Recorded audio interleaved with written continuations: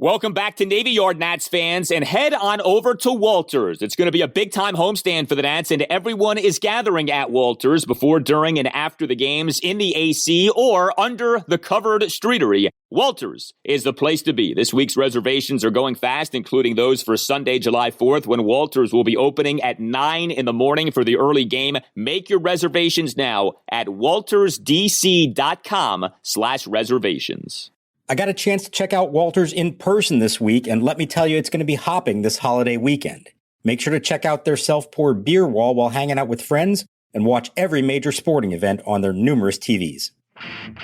Now the set of the 0-1, swing and a long drive to right. Soto back and only watch. It's going, and gone. Goodbye. Max Muncy puts that one over the Nationals bullpen and into section 238 for a grand slam. And they now lead it 6-2. And welcome to Nats Chat for Friday, July 2nd, 2021, along with Nationals insider Mark Zuckerman of MASNsports.com. I'm Al Galdi, host of the Al Galdi podcast. Well, for those of you who are married, you are familiar with the mantra of you have to pick your battles. As much as the Nationals strive to go 1-0 every day, you can't go 1-0 every day. And sometimes you have to let discretion be the better part of valor. And the Nationals on Thursday night, as the rain came and the team was down 6-2, and the Nats were already into their patchwork bullpen with making use of a patchwork infield, I don't know that the Nats said, hey, let's go ahead and cancel the rest of this game. But I tend to think the Nats probably didn't put up too much of a fight as the game ended up being called after 5 innings. A 6-2 rain-shortened Nationals loss to the Los Angeles Dodgers at Nationals Park in Game 1 of a 4-game series. You never like to lose, but a loss like this one, Mark, I think in a lot of ways may have actually been good for the Nats in terms of the longer haul as we head to the All-Star break. Yeah, I agree with you on this one, Al. I think this is one of those lose the battle, try to win the war situations. Now, let's let everyone know, to be clear here, the Nats had no say in the game being called. At that point, it's the umpires and it's MLB that are calling it, and it was an official game. 5 innings were complete. But like you said, I don't think the Nats would have been too upset, and if they had put up a big fight over it, maybe they waited out. That field, it's still, we are 2 hours since the delay and 1 hour since they called it off as we're taping this. And while the field appears to be okay, the warning track is still like underwater. So that was pretty major stuff. And it's still raining. It's not completely stopped. So any idea of them being able to try to finish this game, I think was foolish. And are you really going to burn up 4 more innings of relievers and try to win a game that you're now trailing by 4 runs with Alex Avila as your second baseman and try to get through that? No, I think this was the wise course of action, and it may help them in the long run. Now, if you want to get into the opposite of that and say they should have done everything they could to try to win this game, that's where I think there's an interesting question is, should Davey Martinez have pulled Patrick Corbin after 4 innings and put Brad Hand in for the 5th, knowing the rain was coming and trying to close it out and treating the 5th inning like the 9th inning? We can get into that if you want here in a little bit. I think that's really interesting. I mean, obviously you're doing a little bit of fortune telling in doing that because you never know with this stuff, but it did seem like the groundskeeper who kept going out to the home plate umpire, or at least to the crew chief, had a very good inkling of what was coming with the weather. So that would have been a fascinating thing to see had the Nats done that. I could not have killed them for doing that, especially with the way old Corby unraveled in that top of the 5th inning. More on that momentarily. But, it's funny you mentioned the state of the warning track. Could you imagine had they tried to resume this game, all of the talent in terms of outfielders on these two teams, right? Like for the Nationals, right? Juan Soto and Kyle Schwarber, Victor Robles even, Mookie Betts for the Dodgers, Cody Bellinger for the Dodgers. There's no way those teams would have let those guys on that kind of a warning track with the state of things. You call the game, you got 3 more games coming up, you live to play another day. Yeah, no, I agree 100%. It was the right call in all regards. And as disappointing as that is for the Nats, you say, let's save our bullets and let's go try to win behind Max Scherzer on Friday and just accept that this is a tough loss. I think the only part of this that really makes it tough is that they were up 2-1 after 4. And there was maybe an opportunity to win the game. And all of a sudden it just slipped away from them in about a span of 5 batters in the top of the 5th. I think that's the frustrating part. But once that was done, I think you say, hey, the odds of coming back to win this game if we somehow resume are pretty slim. It's not worth whatever other risks are involved. Take the L, move on to Friday. Yeah, and as great as the Nats offense has been lately, the trend overall this season has been the Nats don't do a lot of scoring in the latter innings. Nats now 40-39. The Mets did lose on Thursday night, a 4-3 loss at the Atlanta Braves, as Jacob deGrom gave up 3 runs in 7 innings. What's wrong with him? Jeez, get rid of the guy. He did, though, have 14 strikeouts versus no walks. So the Nats still are 2 games behind the National League East leading Mets, though now just a game and a half ahead of the Braves for second in the NL East. Well, we'll get to Patrick Corbin, but I don't think anything was more fascinating with this game from a Nationals perspective than this reconfigured infield. Trey Turner, who, as we talked about in the last installment of the Nats Chat podcast, jamming his left middle finger and sliding into third base on the triple that gave him the cycle and that 15-6 win over Tampa Bay at Nats Park on Wednesday. Jordy Mercer in that game suffered a cramp in his right quadriceps, and so the Nationals, for this game 1 against the Dodgers on Thursday night, incredibly, had Alex Avila as the team starting second baseman, Josh Harrison as the team starting third baseman, and Starlin Castro as the team starting shortstop. Is this truly the ultimate sign of the Nationals' lack of depth this season, or was this more so just a confluence of a number of things, the stars aligning to where the Nats had no choice but to put their backup catcher as their starting second baseman? This was a pretty incredible confluence of events. There's an argument to be made that, yes, there is a lack of depth, and maybe the fact that they have been going with a short bench for a couple of weeks now came back to haunt them as well. But there were a lot of things that had to happen to end up with Alex Avila at second base. So let's run through this. Trey Turner, was hoping to come back, but his finger was still swollen. And so they realized probably can't do it, going to have to wait a day or two for that. Jordy Mercer, his quadriceps were still sore and couldn't get it loosened up, and so he wasn't good to go. Now, they were trying to get them ready, and the decision wasn't made, I'm told, until about 5:30 for the 7 o'clock game when they finally told Avila, hey, guess what? You're playing second base tonight. They had warned him that that was a possibility before that, but they didn't know for sure until 5:30. Now, the failure, it would seem, on this is if you knew you had 2 infielders who might not be available to you, why not get somebody down here from AAA just in case, even if you don't have to call them up? And here's where the bizarre confluence of events occurred. Luis Garcia is on the minor league injured list. Adrian Sanchez is on the minor league injured list. Carter Kieboom is not on the minor league injured list, but apparently he just hurt his knee sometime in the last 24, 48 hours. And so he was not available. I think they tried, or they thought that was what they were going to do, and he was not available. Jackson Clough, who's at AA, is apparently injured. So they basically had no other infielder in the system that they could even call upon if they wanted to. And it's why, as we're taping this late on Thursday night, I think Mike Rizzo and Davey Martinez are working the phones and trying to figure out what they're going to do for Friday. And I think there's going to be somebody here. I don't know who it is. I don't know if it is somebody else from within the system or maybe even somebody from outside the system that they're going to try to get here on Friday to make sure this doesn't happen again. It was amazing to see this. I mean, you will see guys play out of position at times. I can't say that I can ever remember seeing a backup catcher be called upon to play second base like that. That was really odd. And, you could argue all of this mixing and matching cost the Nats, especially in the Dodgers' 1-run 4th inning. Josh Harrison, of bobbling the baseball on a grounder, commits a throwing error and throwing too high to Alex Avila at second base on a Justin Turner's fielder's choice in that Dodgers 1-run 4th. And it was almost comical when you look at the replay. I mean, Avila tried, I give him credit, but he tries to do this acrobatic tag of Chris Taylor as Taylor's sliding into second base. And, you can just see with Avila, he doesn't have the flexibility. He's not a second baseman, This isn't Javier Baez playing a middle infield position here. It's Alex Avila, who made his major league debut in 2009. He had never played second base, and yet in a game against the Dodgers, he's asked to do this.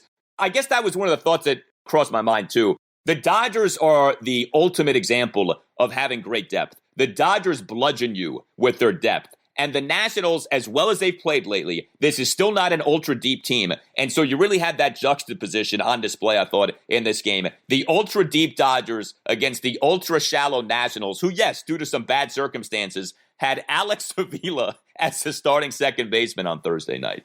Well, the Dodgers also have a bunch of guys, and not just backups.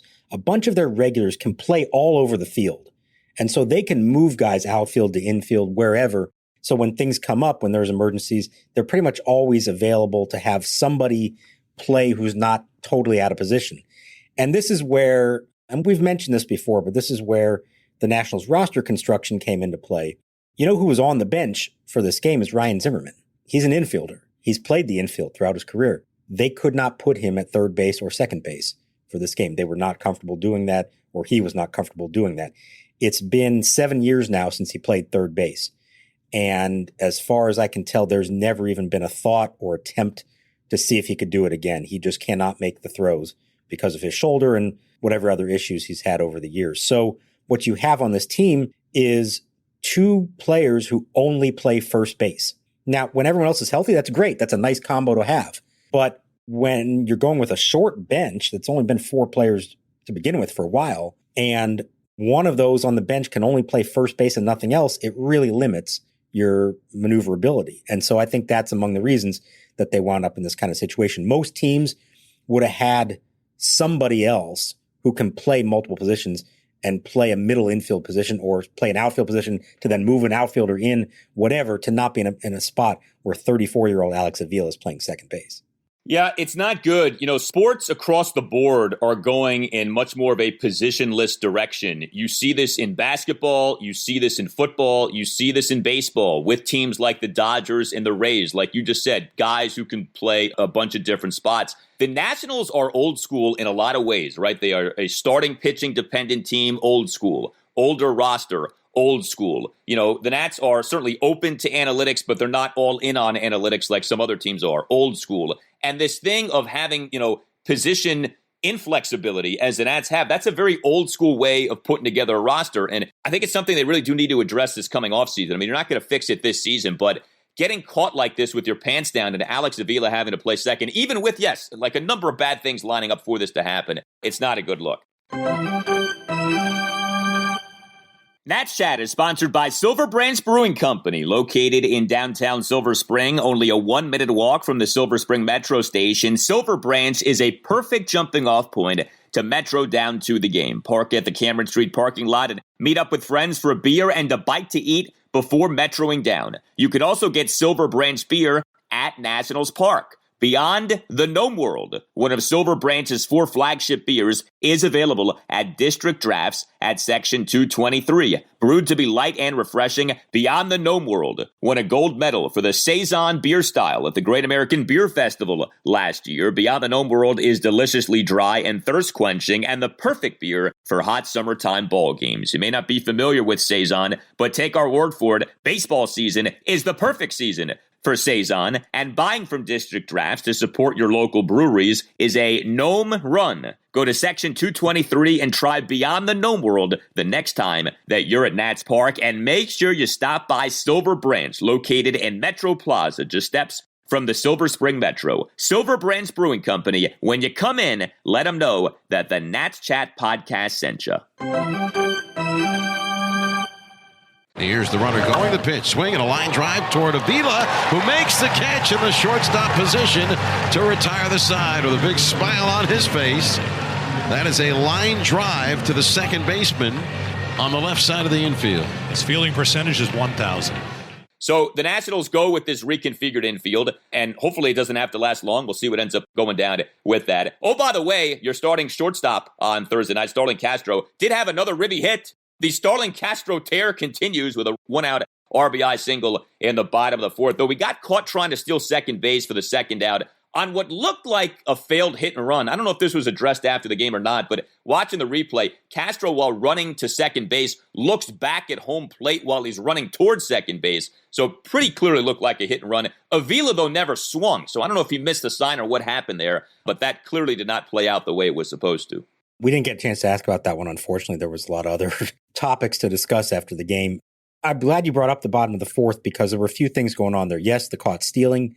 And then we talked about Corbin and whether or not to pull him from the game. Well, he came up to bat with the bases loaded in the bottom of the 4th, and they're ahead 2-1. And if this is a 9-inning game, you're really not thinking in terms of pinch hitting for him. But again, if you're looking at the radar and you have a sense that this game may not be going on much longer, do you try to go for the kill right there and send Zimmerman up? Now, again, they're dealing with 2-player bench healthy for this game, Zimmerman and Parra. and that's it. So it would have been a pretty bold move to make. But in hindsight, given how we know they were only going to play 5 innings, that would have been a nice spot to try to do that, tack on some runs and maybe change the way the game went. Now, Davey, I asked him sort of generically about if he was aware of how close the weather was and would that impact any of his decisions.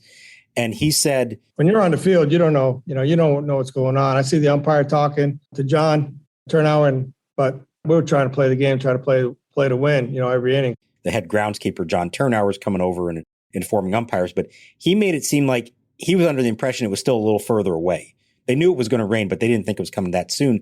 And the bottom of the 5th ends. They're about to bring Wander Suero in to start the top of the 6th. And John Turnauer goes up to Laz Diaz, home plate umpire, says, let's cover the field right now. It's about to hit. And sure enough, it was like within 90 seconds, the heavens just opened up and it was really nasty. So they made the right call there. I guess it snuck up on them a little faster than they thought. But I guess it's easy for us to say we're not down there in the moment. But it kind of felt like that might have been worth the gamble of saying, let's go for it right here, anticipating this game may not go 9 innings. Yeah, I think they were really fearful of the lack of depth that they had for this game, which is kind of a double whammy with the lack of depth because A, it harms you because you had to go with the reconfigured infield, but then B, it can harm your decision-making and it can sort of hamstring you if you're Davey, right? You can't take these kinds of risks that we're talking about here because you're so fearful of, I only have a 2-man bench. And, my bullpen right now is down to the likes of Andres Machado and Kyle Lobstein. And so, well, if I need to get another inning out of Patrick Corbin, then so be it. Of course, it looks even worse because of what ended up happening to Corbin in that 5th inning. Nats scored a run in the bottom of the 1st. Good to see this. Early inning scoring has been a thing for the Nats lately. It continued in this game, which, yes, was a loss on Thursday night. But Kyle Schwarber, first pitch, opposite field, leadoff double to left field in the game. He also had a leadoff 5-pitch walk in the bottom of the 5th. Man, it is funny with Schwarber as a leadoff batter. He does seem to lead off a lot of innings. It's really played out like that in recent weeks. And Juan Soto, another good plate appearance for him. Again, not hitting for power, but whatever. A run-scoring hit, a first pitch ribby single to center field was good to see that. Josh Bell had a leadoff single in this game coming in the Nationals' 1-run 4th inning. He continues to look confident at the plate. So, we'll never know what ended up happening from an offensive standpoint. You only scored the 2 runs over the 5 innings, but you did see some guys contribute here in this game. And Victor Robles in the game as the number 8 batter. Another walk for Robles, 26 walks now on the year. This is the one thing he has done well offensively this season, draw the walk. 26 walks for Robles now. He had 35 all of the 2019 regular season. So that Robles on base percentage, which is like the only thing worth bragging about for Robles offensively this year, up to 344 on the season. It's a good job by him with that. But, so you had your moments offensively. Of course, you ended up needing a whole lot more than what you ended up providing. Yeah, and that's where, it ends up being a short game, so we really want to evaluate it that much. But also, the Dodgers took a very, I thought, aggressive approach in their pitching. They went with the opener in this one, Al, and I kind of liked it in this case by using the lefty, Victor Gonzalez, to start the game or to open the game against Schwarber, and then Harrison and Soto and Bell. He's playing a matchup essentially in the 1st inning. Now, it didn't totally work because the Nats got a run off him, but then he goes to another right-hander to get out of the 1st, and then he finally goes to his supposed starter, Gonsolin, to start the 2nd, and he goes 3 innings. So I kind of like that strategy, and this was the first time that we've actually seen an opponent do something to try to stop Kyle Schwarber, and that was using the lefty opener in the 1st inning, and then they actually had, I don't know if they showed it on TV, they had a 4-man outfield in his 2nd at-bat, I think, in the 3rd inning, basically saying, go ahead and hit it on the infield, on the ground. We don't care. We're putting a 4-man outfield out there because of the way you're hitting right now. This is the first time now we've seen a team actually show some respect to Kyle Schwarber that he has deserved for a few weeks. Yeah, it's crazy how it is, but that's kind of where you're at. I mean, there are some pretty noticeable splits for Schwarber on the season. 693 OPS versus lefty pitching, 981 OPS versus righty pitching. So that right there is why you try something like that. But Schwarber still comes through with that leadoff double in what ends up being a 1-run 1st inning. Well, the Nationals started a lefty pitcher on Thursday night, and the lefty pitcher continued to have a bad season. Patrick Corbin, in this 6-2 rain-shortened 5-inning loss, was the Nats starter, and he ends up giving up 6 runs, 5 earned in 4 2/3 innings. He gave up 8 hits, including 2 homers and 6 singles. Only issued a walk, but he also only had just 2 strikeouts. And while, he did begin with the 3 scoreless innings, and you like that, I think when you're Patrick Corbin and you're on a 6-year, $140 million contract and your ERA is over 5 coming into the game, it's enough of this patting him on the back for, well, he did this, well, he did that. He's not getting the job done, and he continued not to get the job done in this game on Thursday night. Gives up the unearned run in the top of the fourth, and then just completely falls apart in a 5-run fifth inning. Leadoff homer by A.J. Pollock. Full count single by the pinch-hitting Steven Souza Jr. Nice to see Steven still around. 1-out full count walk of Chris Taylor. 1-out single by Justin Turner. And then the big blow. A 1-out grand slam by Max Muncy on a bomb to right field. That was some shot by Muncy off Corbin, a projected 410 feet per Statcast. And then Corbin gave up another hit, a 1-out single to Cody Bellinger before being mercifully pulled by Davey Martinez in favor of Andres Machado. Corbin had looked better lately, but here we are back again talking about another bad outing for Patrick Corbin. The ERA for the season is up to 5.56, and this is over 16 starts. That's half a season, right? A good pitcher, a healthy pitcher makes about 32 starts in a year. This isn't some bad start to a season. This is a bad season, and it got worse on Thursday night. Yeah, look, the season's going to hit the halfway mark this weekend. After Saturday's game, it'll be game 81. So it's not early anymore for any of them, and certainly not for Corbin, who has been there. I know he missed a couple days at the start of the season on the COVID list, but otherwise he's been there and healthy, and that's not an issue at all. It's the one big blow-up inning. That can't happen. You give up a leadoff homer to A.J. Pollock, all right. But the way he let that inning devolve from there, and I'll be honest, when Max Muncy came to the plate with the bases loaded, you just felt something bad was going to happen. I didn't know if it was going to be a grand slam, but you felt something bad was going to happen. You could just sense where this was going. And I'm not faulting Davey for leaving him in at that point. He's your starter. He should be able to get through that. But if you're going to be a $140 million starting pitcher on a team that essentially now you're your number 2 starter with Strasburg out, you have to be able to get through that inning without letting that happen. It's one thing to give up a run or two. You can't let the whole thing spiral out of control like that and then give up a no-doubter on just a hanging slider right over the plate to Max Muncy. You just can't let that happen. And he did let it happen, and it's not the first time he's let that happen. You gave the numbers. We're halfway through a season. He's got an ERA well north of 5. That's a problem. They need him to be better than that. It's concerning because you can't count on John Lester right now. You can't count on Patrick Corbin right now. You have no idea when Steven Strasburg is coming back. Eric Fetty, hopefully isn't out for long, but it's an oblique, so who knows how long that lasts for. Joe Ross is Joe Ross. Sometimes he's good, but sometimes he's not so good. Beyond Max Scherzer, you have no certainty in your rotation. Beyond Max and our guy Paolo. Yeah, I was going to say, you're leaving somebody out there. You have no certainty in this rotation. And, it's so funny. Just a few weeks ago, we said, well, the path to victory is pitching and defense. Now, all of a sudden, it feels like the path to victory is you got to mash. You got to hit a bunch of homers because you can't count on the pitching here. Given the state of the bullpen and the extreme uncertainty with this rotation, it almost feels like the Nats may have to follow a formula of trying to win 8-7 night in, night out with the way the pitching stands right now. It's amazing what a roller coaster this has been. I know. I mean, what you just said, you're absolutely right. What you just said, and if you had said that 2 weeks ago, you would have been laughed off the stage. Get out of here. What are you talking about? They're going to have to win games slugfest? No, that's not how this team is built. That's not going to be their path to victory. That's what it is right now, at least. So thankfully, the offense has been pretty good here lately. I don't know. I do feel like ultimately you can look at some of the individuals and say they aren't doing their job this or that pitching wise, but I feel like collectively as a staff, it's still pretty good who they are. Maybe not quite as dominant. They had that stretch where they had like a 1 point something ERA over 2 weeks. Maybe that's too much to ask, but I do feel like this is still a pretty good pitching staff in the end. But they've got to get Fetty back, of course, and they've got to get Strasburg back, and that'll put a lot of the other pieces into place.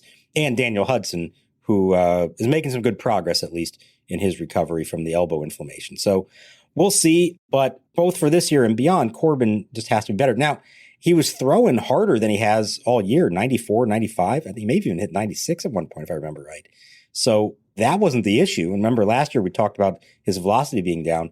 This was just he let one inning get completely away from him, and especially against a good lineup like the Dodgers, you just can't do that. No, and it's been too much of this with Patrick Corbin over the last 2 years now. And the Strasburg situation is clearly the most concerning. It's more money. He's a higher profile guy, and he just can't stay healthy long enough to make more than 2 or 3 consecutive starts. Corbin at least is staying healthy, but I don't know. I guess you could kind of argue that that's worse because at least with Strasburg, when he does pitch, you feel like he's good. Corbin is seemingly healthy. He's posting.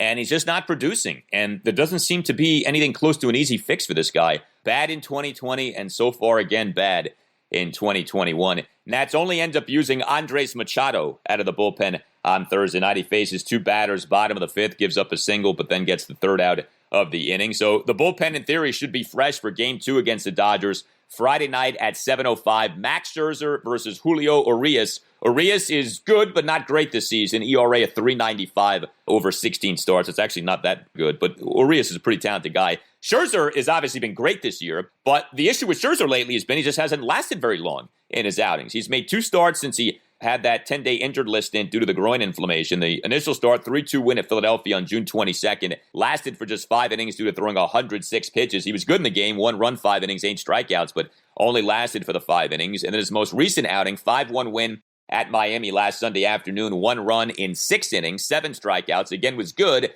but just the 6 innings, he threw 102 pitches. It'll be nice that the bullpen will be fresher, but this is Scherzer. This is like the one true, sure thing you feel like you have with your rotation right now until you get to Paolo on Saturday.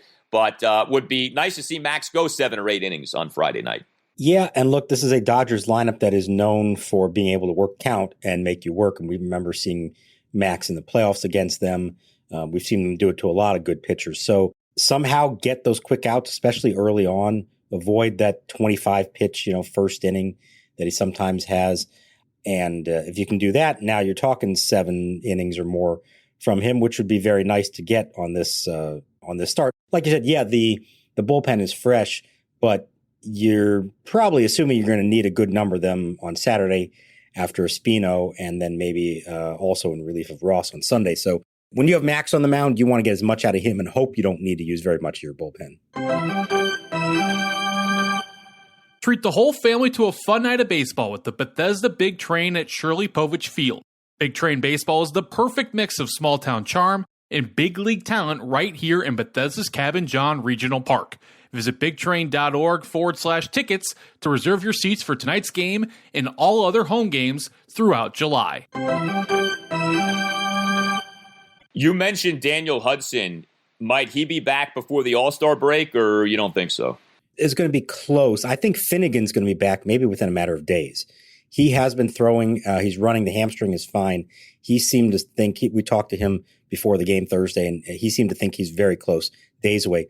Hudson feels good, but what he doesn't know is, like, if he were to go out and pitch in a game one day, would he be available the next day? So I think the question is, he needs to throw a little bit more and see how the elbow responds. So he's going to throw another bullpen session on Friday. So that'll be 2 of them now, and he'll have a sense of how the arm feels after all that. My guess is they'd probably want to have him go face hitters somewhere, whether it was a simulated game against teammates or even a quick minor league rehab assignment. So, maybe before the end of next week while they're out west, they could get it done. But I think they want to be careful with him and not rush that one back because it is his elbow and he's so important to them. And you can't let this become something bigger. Whereas Finnegan with a hamstring injury, he's been throwing throughout. So I think they're maybe a little more apt to bring him back quicker. He's only been out 10 days, so he may not even need a rehab assignment. So we'll see. I could see him in the next day or two, maybe coming back. And Hudson, maybe it happens next week, but I wouldn't be shocked if they said, let's just wait till after the All-Star break to be safe. All right. Also on Thursday night, we learned of All-Star game starters. The All-Star game is coming up Tuesday night, July 13th. At Coors Field in Denver. No Nationals are All-Star game starters. That doesn't mean that you won't have any Nationals as All-Stars, but Juan Soto is not a starting outfielder. Trey Turner is not the starting shortstop. I don't think anyone is necessarily stunned by this, but from a perspective of merit, you certainly could make the case that Trey deserves to be the starting shortstop. It's not easy. I mean, it's one spot that you're fighting for here, and the baseball right now is loaded at shortstop. But to what extent, to you, was there a compelling case for Trey and maybe even Juan to be a starter for the All-Star game? I don't think there was really much case for Juan to be there. And he made the top 9, so he made it to that phase 2 of voting. He wound up finishing 9th out of the 9 behind Bryce Harper, who finished 8th. And I think Trey deserved to be in the top 3, certainly, to advance to the phase 2 portion of this. But to think that he was going to beat out Tatis, I think was probably too much to ask, even though we all here can tell you that how good he is and that he stacks up with the best of them. And I feel like Trey's going to find his way there to Denver, that somebody's going to make sure he gets onto that team somehow. Soto, maybe not, because the numbers just aren't there this year compared to in the past. Look, he's going to make plenty of all-star games before it's all said and done. I don't think they're worried about that. But I could see a scenario where Max Scherzer and Trey Turner are your representatives on the all-star team. Maybe Brad Hand. I haven't really looked at the other relievers and what the depth for that position is, but they may not have more than that. And it's, commentary on the rest of the league, but also a Nationals team that, while they've gotten hot here lately, in the big picture, they have not performed up to what they could have. Here's another thing that's disappointing. If this is a year ago and they were able to have the all-star game where the Nationals were like, it was their all-star game, Davey would have been the manager and his whole staff would have been there and he would have had a say in bringing guys. You always see it. The manager ends up getting to pick one or two of his guys and they end up with 5 or 6 all-stars. And they were denied that because they didn't get to have it. Dave Roberts is the manager this year. So that may cost them in their all-star selections. Yeah, among the many things that the Nats got gypped out of because of the pandemic and off winning a World Series title was Davey Martinez being the National League's manager in an all-star game. Personally, I never really get that into all-star game selections. I think it's a fun thing. I mean, it's good to promote the game. I think it's really silly, though, the extent to which people use all-star selections as a measure of greatness. I mean, literally, you make an all-star game, it means what? You've had a good half season? Like, why are we judging people based on half seasons? But I do get that, look, it helps to promote the game. You could very much argue is the best of all the all-star games in terms of the big 4 sports in baseball. And I would say this. If you view the All-Star game truly as a marketing tool and not so much about rewarding the best players, there is a case for Juan Soto. Like, if you're trying to grow the game and present the bright young stars in baseball, there is an argument to be made for, hey, Juan Soto should be there and should be on display on the national stage in that game. I think you're right. Based on the season he's had, he probably isn't all-star worthy in terms of literally being among the top outfielders in the National League this season. Although, it's not like it's completely ridiculous if you argue that he is. But if you're trying to grow the game, promote the game, I think there is a strong case of, hey, this guy's great. Maybe he hasn't had his best first half of a season ever, but it's not like he's been some complete insult to the game of baseball. And get him out there at Coors Field on July 13th. Yeah, I'm with you on that. I think it is the all-star game. And I think sometimes we get too caught up in the, this guy has better numbers over the last 3 months than this guy. Well, the player number 1 isn't a big name that, and yeah, it's nice for them to get to say they went to the all-star game. But I agree. I think it's more about having the big names and helping promote the game. And you can't tell me that having Soto, Acuna, and Tatis together wouldn't be good for baseball. And chances are we won't get to see all 3 of them together this year. There will be plenty of opportunities over the years for that to happen. And don't forget, hashtag Paolo for Denver. We have not forgotten that. Keep that hashtag trending. Speaking of that guy, the T-shirts are in. The secret weapon T-shirts that we've been promising you are in. Get yours because they will certainly go quickly. Go to natschatpodcast.square.site. That's natschatpodcast.square.site. The secret weapon. He is here. He has been great for us. We're going to see him on Saturday night. The T-shirts are in. Get yours at natschatpodcast.square.site. Keep the feedback coming as well. You can always tweet us at @nats_chat. You can email us as well, natschatpodcast@gmail.com. And remember, you can email us in written form or via voice memo. Just record yourself speaking into your smartphone and then email the file to us. If you don't already subscribe to the Nats Chat podcast, please consider doing so. This way the pod will show up on your phone, on your tablet every day without you having to take the time to download it. Also, please give the podcast a 5-star rating and write just like a 1-sentence review. Those things help out the podcast a lot. All Nationals radio highlights on Nats Chat are courtesy of 106.7 The Fan. For Mark Zuckerman, I'm Al Galdi. We'll talk to you next time on the Nats Chat podcast. Now a half swing and a chopper up the middle. It's Avila to his left. Behind the bag at second. And the throw to first for the outs. 2 away. Alex Avila, the second baseman in a shortstop position, made that play. 2 out and nobody on.